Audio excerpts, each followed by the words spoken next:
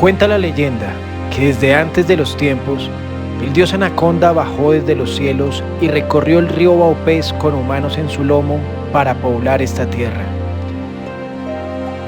El Vaupés es uno de los departamentos de la Amazonía colombiana, un lugar en el que el 98% de sus habitantes son comunidades indígenas, una gran selva en la que hablan 27 lenguas diferentes. La cosmovisión y estilo de vida del Vaupés hace parte de la Colombia inexplorada.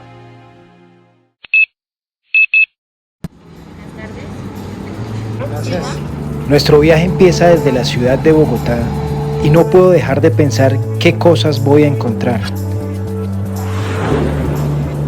Esta es una región ubicada en el pulmón del mundo, el Amazonas, muy cerca a la frontera con Brasil, y está custodiada por el imponente río Vaupés. Es maravilloso saber que en el mundo aún quedan lugares como este, un lugar que preserva su naturaleza casi que intacta. Al llegar al aeropuerto, nos pintaron la cara con una pintura llamada Carayurú. Según las comunidades indígenas, de esta manera nos protegeremos de los peligros de la selva. Se dice que nadie puede entrar a la selva sin el Carayurú.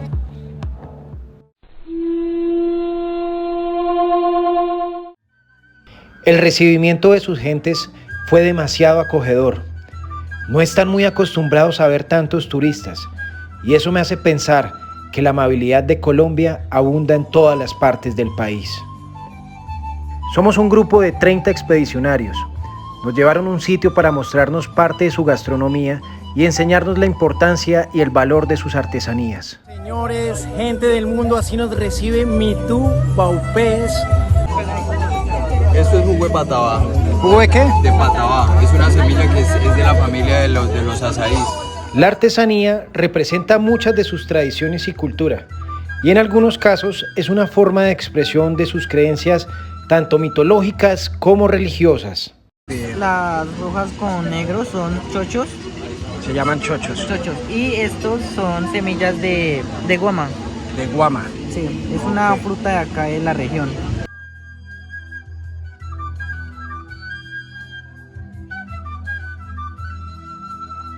Y después de aprender a realizar collares, amenizaron nuestra noche con danzas.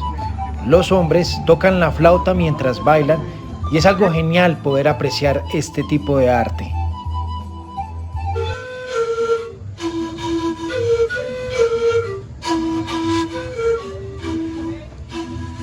Sin embargo, la historia de Vaupés ha sido dolorosa.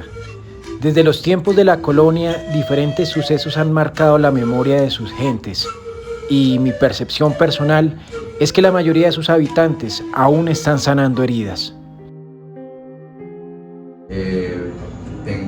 Tengo recuerdos que los asocio mucho a la guerra, son el sonido del avión fantasma. Lo que era el Vaupés, que pues era guerra, porque acá hubieron unos frentes muy violentos en este territorio.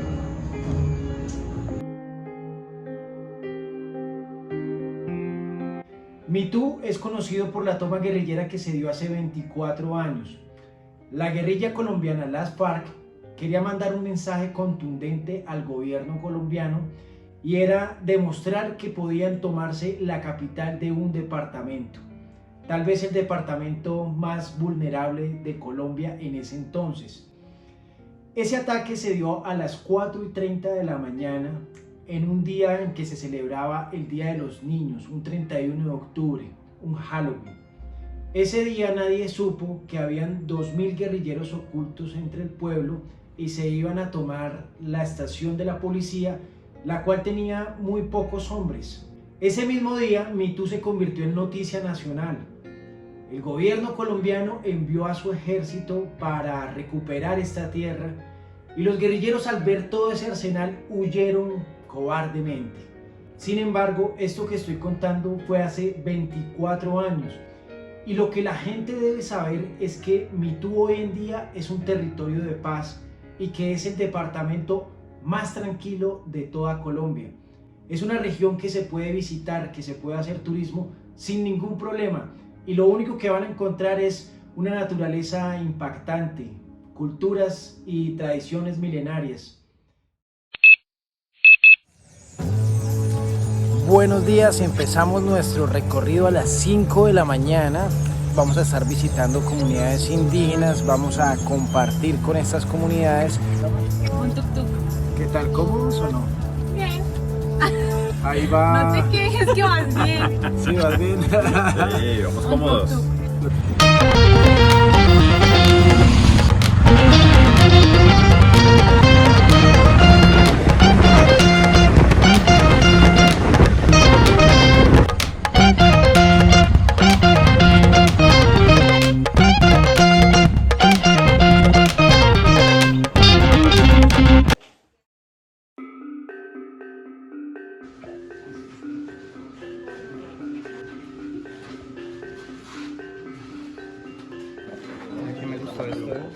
Pueden probar aquí con así. Pero un poquito. Así puede. Pico con cuidado. Tiene que soplar. Eso. Ay, Lado. espérate. Se siente. ¿Qué tal? Bueno, a ver, yo me arriesgo. Otro lado. ¿Son los dos lados? Sí. Venga, ¿Y si no quedamos asimétricos? Espere, Pablito, Pablito. Échese otro, Pablito. Simule. No, ya simule nomás. Bueno, acabamos de probar el yopo. Ya les voy a estar contando de qué trata eso, voy a investigarlo bien y se siente una sensación agradable. Al principio arde la nariz, pero después se siente una sensación bastante agradable. Y acá lo utilizan para sacar diferentes males del cuerpo. Voy a investigarlo bien antes de comentarles de qué trata el yopo. Pero háganlo, se siente bien. Pero ¿para qué sirve el yopo? Eso es una protección, Ah, es una protección. sí, para el bien de salud, para el bien de uno. Cuando usted tiene pereza, usted duele y O sea, como que lo activa uno, sí, y ya. Como el rap, como el mambe. Sí, lo no despierta es uno. que el mambe es compañero de Compañero, yaru. sí. Sí, eso es Sí, porque compañero también nuestro. tiene yaru. Sí. A ver quién sigue. Gracias. Ajá. Algunos de los indígenas no hablaban muy bien el español, sin embargo podíamos comunicarnos. ¿Cómo es tu nombre completo? Me llamo Marco Gilberto Vanegas. Soy miembro de la comunidad de Seima Cachivera, pero soy proveniente también de la zona del Pirá, donde la cultura es intacta, donde se mantiene la cultura en pintura, en rezo, en prevenciones. Acabamos de hacer el yopo, ¿es un ritual o qué es el yopo? El yopo es preparado por las hojas de tabaco. Es un proceso que se hace. Lo machucan primero, después lo ciernen para que sea polvo y se revuelve un poquitico de hojas quemado para que no esté tan fuerte. Entonces eso es prevención. En los rituales lo previenen y nosotros lo llenamos para guardarlo. O sea, eso está en prevención. O sea, ¿y para prevenir de qué sirve, para qué sirve el yopo? ¿Qué previene? El yopo previene las enfermedades provenientes de otro lado, como coronavirus, como todas las enfermedades que son veniales a los tiempos. Entonces se hace la prevención para que no le afecte tan duro a las personas que viven en la comunidad o a las personas que están en el territorio donde nosotros residimos. Se reza en conjunto, no a una sola persona, sino global. Eso es el rezo que se hace para que no le suceda nada malo. O sea, si de pronto la enfermedad ya llega a la comunidad, pero no da tan duro porque es como inmunizante. Ya fuerza. En un futuro cercano, territorios como la selva de Baupés en el Amazonas serán los más importantes de la humanidad. Serán potencias ambientales, regiones para tratar de preservar la vida humana en el planeta. Porque cuando las personas, la industria y la sociedad de consumo en que vivimos terminen con el agua, el aire y la comida, solo nos quedará volver a las raíces, volver a la tierra, a la Pachamama.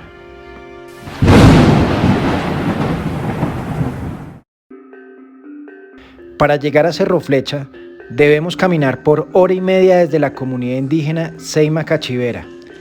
Durante el trayecto consumimos el mambe, un polvo de hojas de coca y cenizas de hojas del árbol yarumo. Ahora te encargas de que los frutos enfermeros ya hagan la respectiva curación. Entonces ya los tradicionales, como ya los enfermeros, ellos ya se encargan de... Ese es mambe. Ese es mambe. Ese es mambe. Sí, la coca, que aquí lo llamamos coca, pero no coca de los que... ¿Y cómo? La hoja de coca es una planta sagrada en estas regiones porque sus ancestros la utilizaban en diferentes rituales espirituales y también como producto médico. Es una hoja que les calma el hambre y les da fuerza y energía. Es algo muy diferente al polvo que utilizan en las ciudades como droga. El mambe tiene un profundo significado espiritual porque incluso en su preparación utilizan rezos, y estos rezos de cierta manera hacen que la planta transmita una energía mística. Es un alimento de la tierra. La hoja de coca nace en América del Sur, principalmente en los países y en las regiones donde pasa la cordillera de los Andes, en los países andinos. Durante el imperio inca lo utilizaban como producto de canje y en este imperio era una planta sagrada. La hoja de coca era un producto esencial en el imperio inca y esas son las raíces de la gente del Amazonas.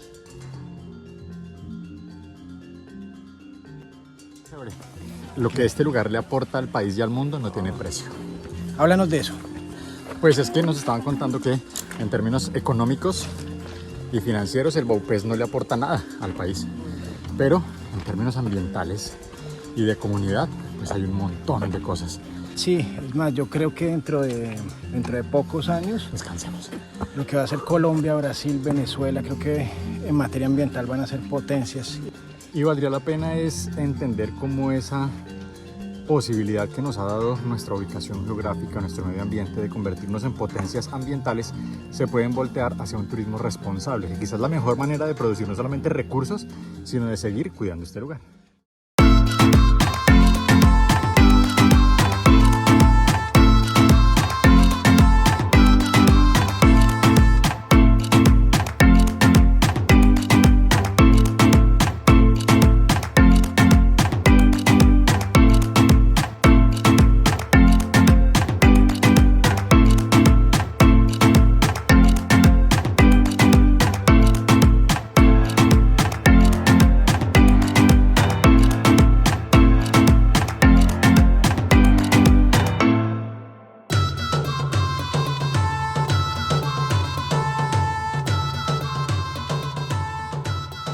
Tú no escogiste tu lengua, tu cultura, tu religión ni tus valores morales. Ya estaban ahí antes de que nacieras. No tuvimos la opción de elegir qué creer y qué no creer. Ni siquiera elegimos nuestro propio nombre. Nuestro sistema de creencias gobierna nuestra mente. Lo que nos fue enseñado desde niños no es cuestionable y es nuestra única verdad. Aun cuando esa verdad vaya en contra de nuestra propia naturaleza interior.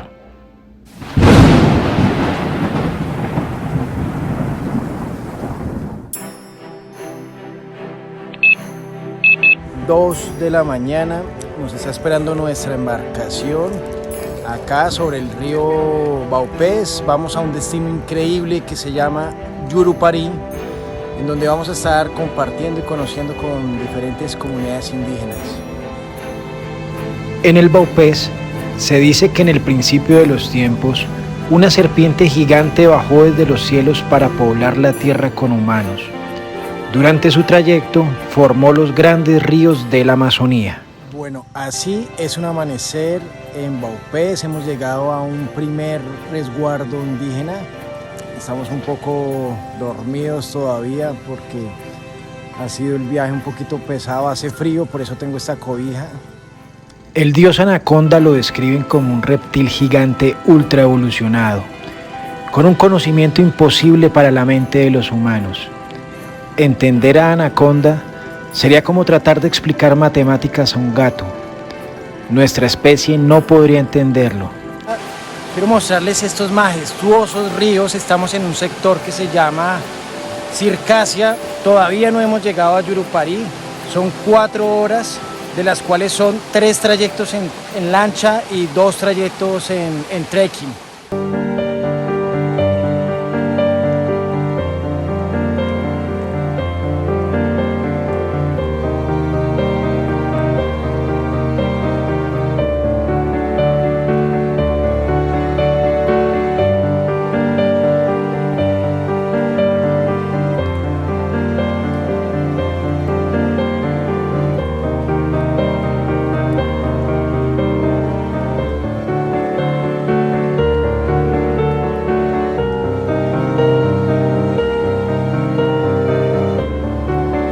Este es uno de los sitios que va a quedar en mi memoria como uno de los recuerdos más bonitos que he conocido, no solo por su belleza natural, sino porque este sitio es un sitio sagrado, literalmente. Lo que ven atrás mío, literalmente es un dios.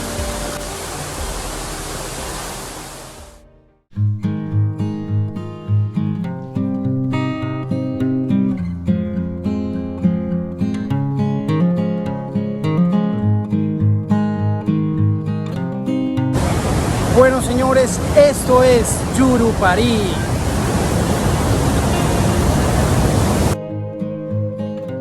Anaconda terminó su trayecto en este raudal, en Yurupari. En estas aguas se adentró hasta lo más profundo y volvió a volar hasta los cielos. Su labor, la creación del hombre y poblar la tierra, había terminado. Y ahora, los humanos tendrían que escribir su propia historia. ¿Qué percepción tuvo de Yurupari? Quedé así. Es impresionante. Es impresionante, es mágico, creo que indescriptible, porque hay tantas cosas que se ven, que se escuchan, que se sienten, que lo que uno cuente se quedaría corto. Hay que venir. Hay que venir.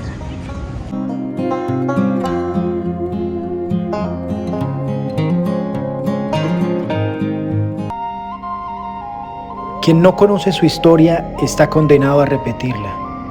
Quien olvida sus orígenes pierde su identidad, pierde su esencia. Somos producto de nuestras experiencias, de lo que vivimos, de lo que escogimos. Somos nuestra historia, somos la familia con que crecimos.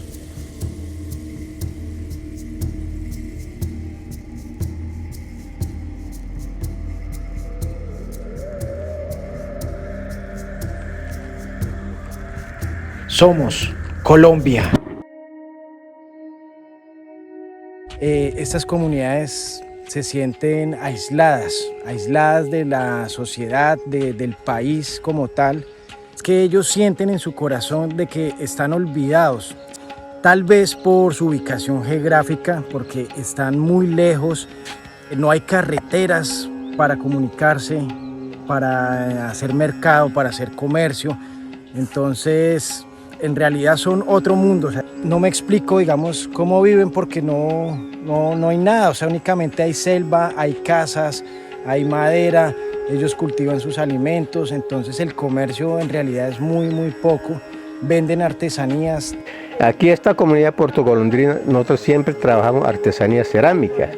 Trabajan solamente agricultura, venden gallinas, pollitos o plátanos. De agricultura viven de otras comunidades. Así nosotros vivimos. No hay de cómo vivir para sostener a los estudiantes, o sea, los hijos, los nietos. Y en cierta forma se sienten utilizados porque los gobernantes vienen a pedir votos únicamente, pero después de que piden los votos, después de que apoyan a un gobernante, literalmente se olvidan. No haga con promesas ya, es mejor, ya estamos cansados con esa promesa que ellos hablan, que sí, que algunos vamos a hacer, últimamente se olvida. Nosotros necesitamos que cumpla, que es importante arreglar los puentes, lo que ustedes vieron, lo que vieron para que lleguen los turistas, para que lleguen a comprar los artesanía, porque aquí siempre nosotros hemos trabajado cerámicas y cestería, porque con eso nosotros vivimos. Entonces, que lleguen más turistas para que vengan a comprar las artesanías o también cerámicas. Sí. Los habitantes de Puerto Golondrina son indígenas artesanos y su etnia es conocida como los cubeo. Tienen su propia lengua, pero también hablan español. Su hogar es muy cerca del río Baupés, con construcciones totalmente artesanales, y a este lugar solamente se puede llegar por vía fluvial. Aquí tienen 3 clases de barro con los que hacen cerámicas para poder vender e intercambiar con otras comunidades. Como estamos en Baupés, la anaconda, la serpiente, es un animal sagrado, entonces vamos a hacer acá una serpiente en barro. Esta comunidad tiene su esperanza en el turismo, de manera que puedan vender sus artesanías al mundo. Cuando visitas Puerto Golondrina, los cubeos te enseñan a realizar artesanías y puedes interactuar con ellos de una forma auténtica. ¿Qué te transmite este lugar? Tranquilidad, mucha tranquilidad, no hay ruido, como desconexión. Son muy amistosos y a pesar de que se les dificulta el español, hacen un gran esfuerzo por hacerse entender.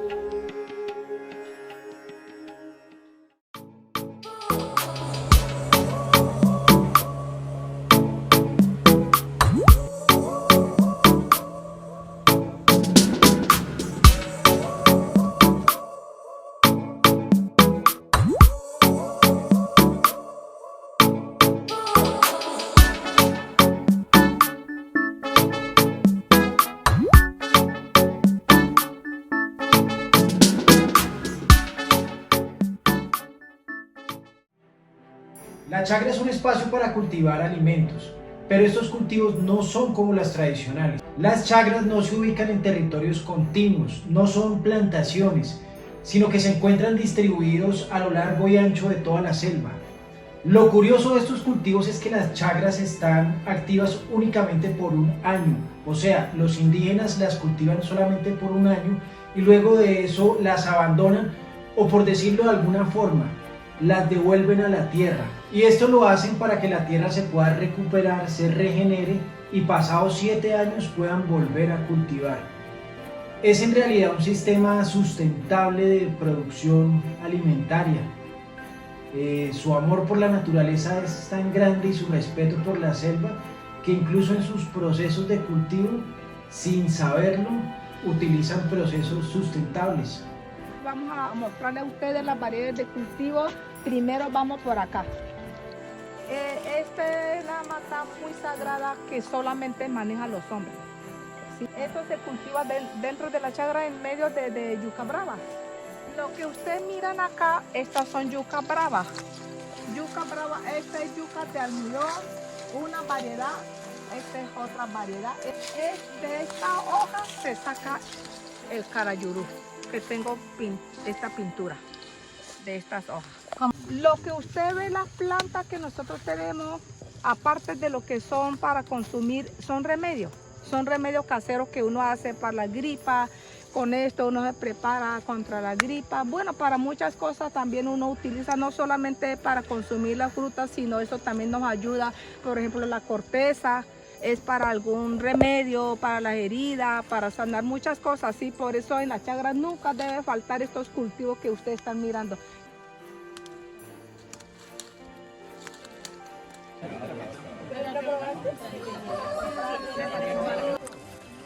El casabe es un alimento que se prepara a base de yuca y es uno de los productos típicos de acá del Baupés. En esta comunidad indígena nos van a enseñar cómo es toda esa preparación, porque lo curioso es que la yuca, acá crecen 2 tipos de yuca. Hay una yuca que es venenosa y hay otra yuca que es la que todos conocemos y la que todos consumimos. El casabe es un producto que es derivado de la yuca venenosa, entonces voy a mostrarles cómo es ese proceso. Vamos recogiendo un poco a poco la masa.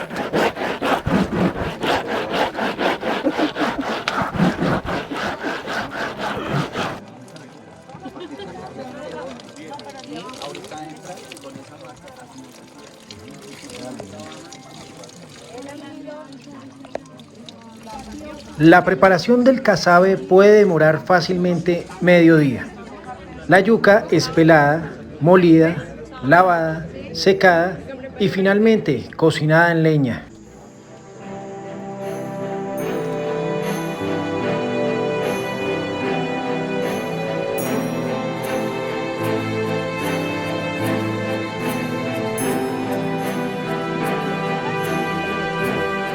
Así, casabe, delicioso. La idea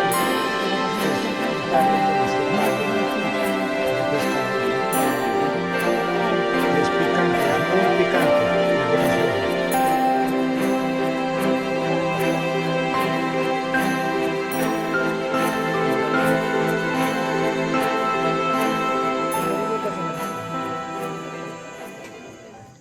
No sé qué decir, pero muy contenta, estoy emocionada de ver tanta gente que venga a conocer la cultura de nosotros. No, ahí lo pare, ahí lo pare. Eso, déjalo ahí grabando, ¿listo? Dale.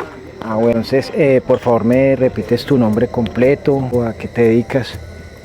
Buenas noches, mi nombre es Eduardo Acuña, yo soy artesano en estos momentos, aprendiendo de mi mamá, es una tradición familiar, y pues estoy radicado actualmente en el municipio de Mitú, intentando aportar algo. Excelente, bueno, primero quiero agradecerte por este espacio que nos has brindado, agradecer tu conocimiento y si nos lo puedes compartir. Bueno, realmente la historia del Baupés es muy amplia en cuanto a que hay dos versiones, ¿no? Una, la que cuentan los historiadores, digamos a través de los libros, ya un conocimiento más occidental, los registros que existen por las visitas de colonizadores, de exploradores, pero hay otra versión que es la que nosotros hemos estado conservando y recuperando, que es, digamos, la que nos cuentan nuestros abuelos, es de cómo se vivía antes, cómo era ese territorio, cómo era la relación que habían entre los clanes, entre todos los grupos étnicos. Entonces, básicamente lo que hay desde 1492, desde 1500, cuando ya se hace esa conexión entre estos dos mundos, pues la historia se une, la historia es una sola, en donde por un lado hay indígenas con una cultura muy arraigada, muy centrada en convivir con la naturaleza de una manera armónica. Pero pues esa armonía ya se vio quebrantada cuando empezaron a llegar los evangelizadores a este territorio, porque lo veían desde el etnocentrismo, eurocentrismo, como lo podemos llamar, porque calificaban nuestra cultura desde la de ellos, cuando pues ninguna cultura se puede comparar, ¿no? Ninguna se puede equiparar porque cada una tiene componentes diferentes.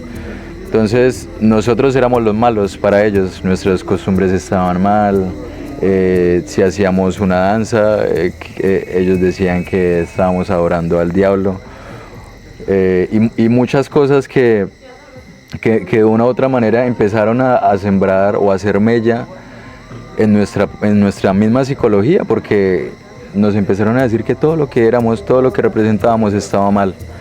Entonces la evangelización fue un punto crucial, un punto de inflexión, del cual yo creo que hasta ahora nos estamos recuperando. Este presente es en el que nosotros estamos revitalizándonos, como que estamos sacando esa resiliencia que todos los humanos tenemos, la estamos sacando a flote. Pero como por si fuera poco, después de la evangelización vinieron unos señores en busca de un líquido blanco, que es el caucho, porque en Estados Unidos y en Europa se dio un auge de la industria automotriz, entonces era necesario el caucho. Y también para las guerras, de hecho cuando empieza la Primera Guerra Mundial, en Estados Unidos saben que necesitan el caucho para ganar la guerra, entonces mandan los mejores científicos para ese territorio. Los científicos venían buscando el caucho, lo encontraron y detrás de ellos fueron prácticamente los mercenarios, la gente al servicio del poder, que lo único que buscaba era dinero a costa de pasar por encima de todas las poblaciones indígenas. La evangelización sí causó mucho daño psicológico, pero el caucho vino a hacer algo trascendental y era a quitarnos el tiempo. Nosotros éramos dueños del tiempo, de nuestro tiempo. Cuando llega el caucho ya hay un concepto que es de trabajo, pero ni siquiera es trabajo, es esclavitud. Nos arrancan nuestras costumbres de una manera muy trascendental, pero sin embargo sobrevivimos y como por si faltara poco, después llega una etapa que nos afectó a nosotros como indígenas, pero mucho más aún a la fauna y a la flora, y es aquella en donde en Europa en los años 40, 50 hay un auge de las pieles, entonces empiezan a cazar los pumas, los jaguares, todos estos felinos que habitan aquí en el Amazonas. Entonces también fue trascendental esa época. Pero la que vino a rematar fue la época del conflicto armado, como si no hubiera sido suficiente los anteriores momentos que ya les mencioné.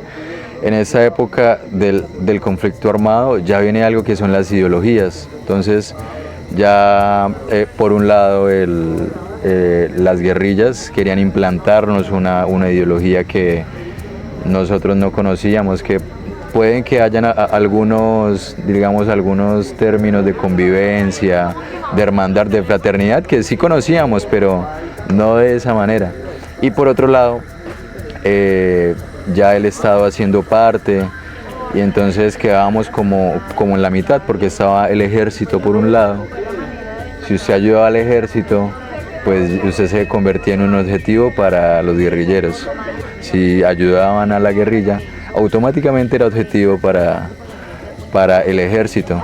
Entonces, el conflicto fue la gota que rebasó el vaso, porque de hecho el Vaupés es el departamento con más etnias en el país, ¿cierto?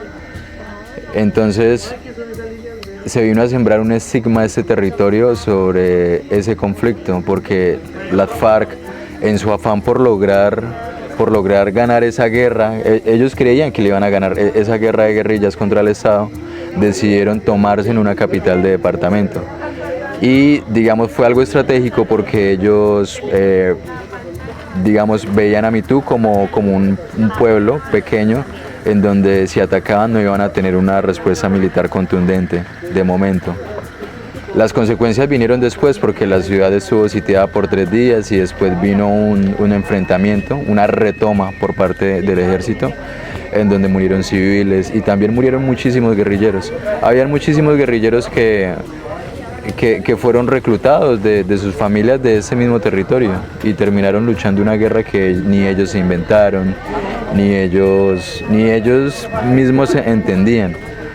Y realmente desde el 98 hasta el 2003 fue una época muy sangrienta, fue una época muy fuerte para nosotros como pueblos indígenas y como habitantes también de aquí de Mitú. De hecho, cuando tenía 5 años tuve que salir desplazado con mi mamá, porque mi mamá tiene una pareja, pues era de Villavicencio, y su aspecto pues era de ojos claros, alto, mono. Entonces la guerrilla creía que era un infiltrado, que estaba haciendo inteligencia, pero pues él no estaba haciendo nada de eso. Igual eso no lo entendieron, mi mamá intentó hablar con ellos y no, la orden era que lo iban a asesinar. Entonces mi mamá, pues en medio de su relación, decidimos abandonar ese territorio sin volver, sin tener un contacto con nuestros familiares. Teníamos un contacto y era a través de la comida que mi papá nos enviaba, comida típica de acá. Entonces era como ese cordón umbilical que nos conectaba a mis hermanos y a mí a este territorio, y que finalmente pudo mantenernos ahí con recuerdos, para poder ya después, cuando nos devolvimos, volver a ser quienes un día éramos. Obviamente con experiencias de vivir en otros lugares y eso, pero hoy en día estamos felices de haber vuelto al territorio, de trabajar aquí de incentivar a que otras personas también hagan cosas similares, que emprendan, que no dependan del Estado, sino que cada uno sea libre de conseguir sus propios medios. Agradezco mucho nuevamente. A ti.